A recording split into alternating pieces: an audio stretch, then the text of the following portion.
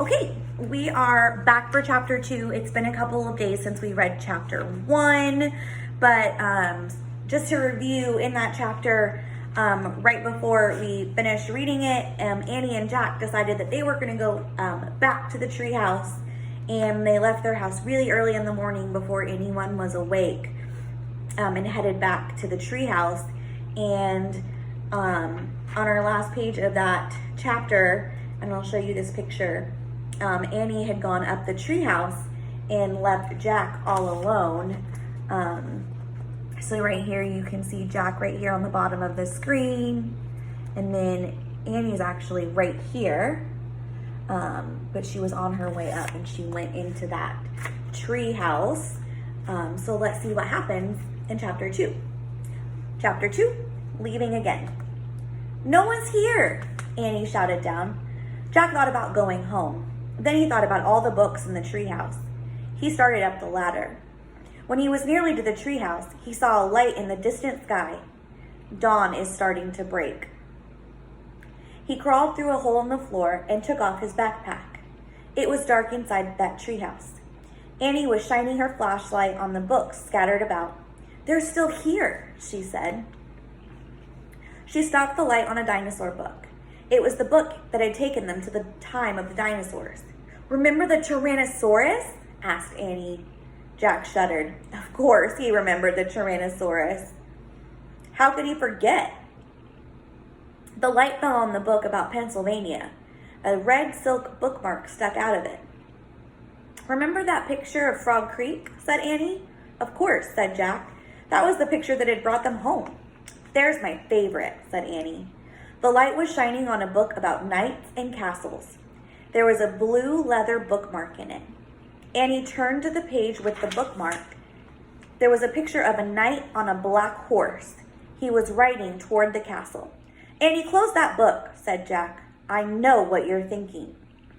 Annie pointed at the knight. "Don't, Annie!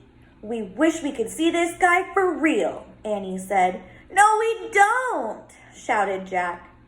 They heard a strange sound. Neigh! It sounded like a horse neighing. They both went to the window. Annie shined the flashlight down on the ground. "Oh no," whispered Jack. A knight in shining armor, riding a black horse through Frog Creek woods. Then the wind began to moan. The leaves began to tremble.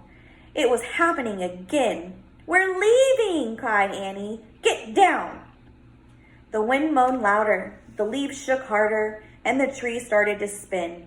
It spun faster and faster. Jack squeezed his eyes shut. Then everything was absolutely still. Jack opened his eyes. He shivered. The air was damp and cool.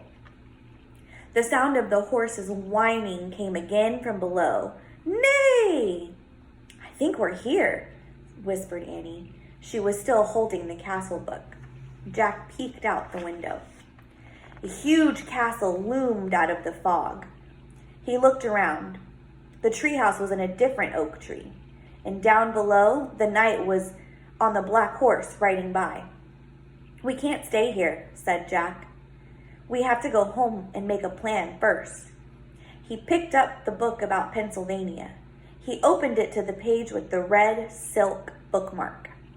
He pointed to the photograph of Frog Creek woods. "I wish—" "No!" said Annie. She yanked the book away from him. "Let's stay. I want to visit the castle." "You're nuts. We have to examine the situation," said Jack. "From home." "Let's examine it here," said Annie. "Come on." He held out his hand. "Give it." Annie gave Jack the book. "Okay, you can go home. I'm staying." She clipped the flashlight to her belt. "Wait," said Jack.